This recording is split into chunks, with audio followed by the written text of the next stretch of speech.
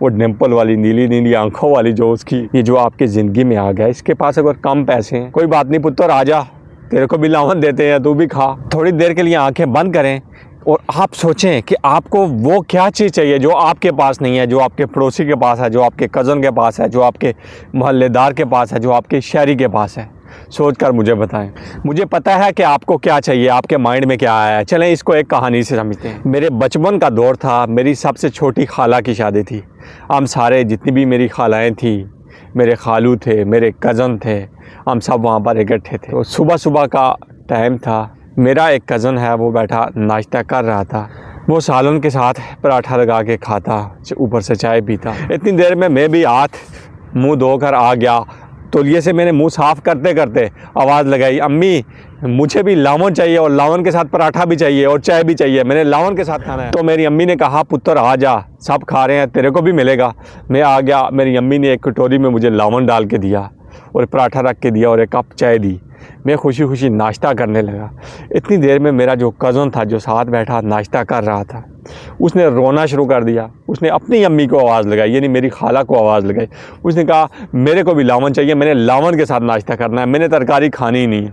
انہوں نے بتیر سمجھایا، انہوں نے بہت بار سمجھایا، یار یہ جو تیرے پاس ہے یہی وہ کھا رہا ہے، جو سالن ہے یہی لاون ہے، جو لاون ہے وہی سالن ہے، جو وہ کھا رہا ہے وہ تیرے پاس بھی ہے، تو بھی اسی کے ساتھ کھا رہا ہے۔ لیکن اس نے کہا نہیں، میرے کو وہی چاہیے جو وہ کھا رہا ہے، جو کٹوری میں میری خالہ نے یعنی اس کی امی نے اس کو ڈال کے دیا ہے، میرے کو وہ والا لاون چاہیے، میں نے ترکاری نہیں کھانی، میں نے سالن نہیں کھانا، میرے کو لاون چاہیے۔ جب اس نے رونا شروع کر دیا تو صاحب نے دیکھا، ادھر میری امی نے کہا، میں عمر میں تھوڑا اس سے بڑا تھا، مجھے کہا کہ بیٹا اس کو دے دو، وہ کھا لے، وہ رو رہا ہے، اس نے ناشتہ کرنا چھوڑ دیا۔ میں نے کہا ٹھیک ہے، میرے کو پھر اور ڈال کے دو۔ میری امی نے مجھے اور ڈال کے دیا، میں نے اس کے ساتھ کھانا شروع کر دیا، اور میرے پاس جو کٹوری میں لاون تھا وہ میری خالہ نے اٹھایا اور اپنے بیٹے کے پاس لے گئی۔ میرے اس کزن کا نام نعیم ہے، اس کو دے دیا کہ تو کھا۔ اس نے بھی وہ ہنسی خوشی کھانا شروع کر دیا۔ جب 2-3 نوالے اس نے لگائے تو کہتا ہے امی یہ تو وہی ہے جو میں کھا رہا تھا۔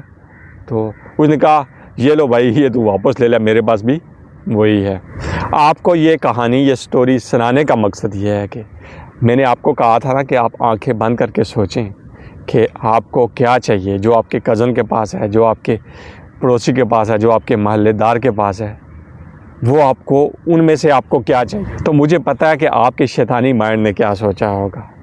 آپ کے مائنڈ نے سوچا ہوگا کہ میرا جو وہ دور کا کزن ہے نا، میرا جو وہ کلاس فیلو ہے نا، میرا جو وہ دور کا رشتہ دار ہے نا یا شہری ہے نا، اس کی جو گرل فرینڈ ہے، جو فیونسی ہے، یار اللہ نے، بھگوان نے کتنی رحمت کی ہے، کتنی اچھی اس کی قسمت ہے، یار وہ اس کو مل گئی ہے، کتنی خوبصورت ہے، کتنی اس کی نیلی نیلی آنکھیں ہیں، یار اس کا گورا گورا رنگ ہے، اس کے چہرے پہ 2 ڈمپل بھی پڑتا ہے۔ یار کاش میرے کو وہ مل جائے، میرے کو وہ مل جائے تو میری زندگی سدھر جائے۔ اگر آپ لڑکی ہیں تو آپ نے سوچا کہ یار اس کا جو منگیتر ہے نا، اس کا جو بوائے فرینڈ ہے نا، کتنا اچھا ہے، کتنے پیسے والا ہے، وہ اپنی فیونسی کا، اپنی گرل فرینڈ کا وہ کتنا خیال رکھتا ہے، کاش وہ مجھے مل جائے تو میں تو دھنیہ ہو جاؤں، میری تو قسمت چمک جائے۔ یقیناً شاید آپ کے مائنڈ میں یہ ایسی باتیں آئی ہوں گی، لیکن آپ پھر اس کہانی کی طرف چلے جائیں۔ جب ہم دونوں بچے ناشتہ کر رہے تھے، میں نے کہا کہ میرے کو لاون چاہیے، اس کے پاس آلریڈی سالن موجود تھا، وہ کھا رہا تھا، لیکن اس نے رونا شروع کر دیا کہ میرے کو بھی لاون چاہیے، میرے کو بھی لاون چاہیے، میں نے کھانا ہے۔ اب لاون یا سالن، اس میں کیا فرق ہے؟ کچھ بھی نہیں، دونوں ایک ہی چیز کا نام ہے۔ تو جب میرے والا لاون اس کے پاس گیا، اس نے ٹیسٹ کیا، کھایا، تو اس نے کہا میرے کو تو یہ نہیں چاہیے، میرے پاس تو پہلے سے تھا۔ تو یہی میں آپ کو بتا رہا ہوں کہ اکثر جو ہمارا مائنڈ ہے وہ ایسی چالیں چلتا ہے، جو ہمارے پاس ہوتا ہے ہم اس پر فوکس نہیں کرتے، یعنی ہم پریزنٹ میں نہیں رہتے۔ جو ہمارے پاس ہے اس کو ہم اپنی قسمت نہیں سمجھتے، جو نہیں ہے اس کے پیچھے ہم بھاگتے رہتے ہیں، شراب کے پیچھے بھاگتے ہیں۔ اگر آپ لڑکے ہیں تو آپ کے پاس اگر آپ کی فیونسی ہے، وہ آپ کی زندگی میں آلریڈی آ چکی ہے، وہ آپ کے وجود کا، آپ کے خاندان کا حصہ بن چکی ہے، آپ غور کریں، اس میں بہت اچھی صلاحیتیں ہوں گی، وہ آپ کے لیے بہت اچھا کر رہی ہوگی، وہ اپنی پوری کوشش کر رہی ہوگی کہ وہ آپ کو خوش رکھے، یا شادی کے بعد آپ کے خاندان کو خوش رکھ سکے. لیکن آپ کو وہ نہیں نظر آ رہی. آپ کو وہ جو دور کا رشتہ دار ہے نا, وہ ڈمپل والی نیلی نیلی آنکھوں والی جو اس کی گرل فرینڈ یا منگیتر ہے نا, وہ دکھائی دے رہی ہے. یار میرے کو اگر وہ مل جائے. اب سوچو, جیسے لاون اور سالون ایک ہی چیز ہے, ایسے ہی وہ دو لڑکیاں ہیں, وہ دونوں بھی ایک ہی چیز ہیں.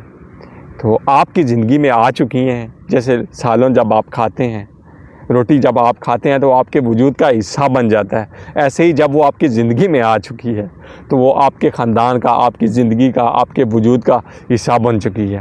اب اس پر توجہ دیں اور اس کا آپ خیال رکھیں, نہ کہ آپ سیراب کے پیچھے بھاگیں. اپنے پریزنٹ کو, اپنے حال کو, اپنی قسمت کو چھوڑ کر آپ دھوکے کے پیچھے بھاگیں.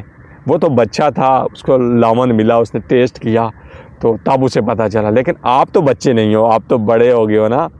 آپ کو چاہیے کہ آپ سمجھ جاؤ جو آپ کے پاس ہے, جو آپ کا اپنا ہے, آپ اس پر توجہ دیں گے, اس کا خیال رکھیں گے. جو اس میں اچھائیاں ہیں وہ آپ کو نظر آنے لگیں گی تو یقیناً آپ اپنے خود کے ساتھ بھلا کر رہے ہیں, خود کے ساتھ اچھائی کر رہے ہیں. جب آپ کو اس لڑکی میں اچھائیاں نظر آئیں گی, اس کو اچھا سمجھیں گے, تو یقیناً وہ لڑکی بھی آپ کو اچھا سمجھے گی.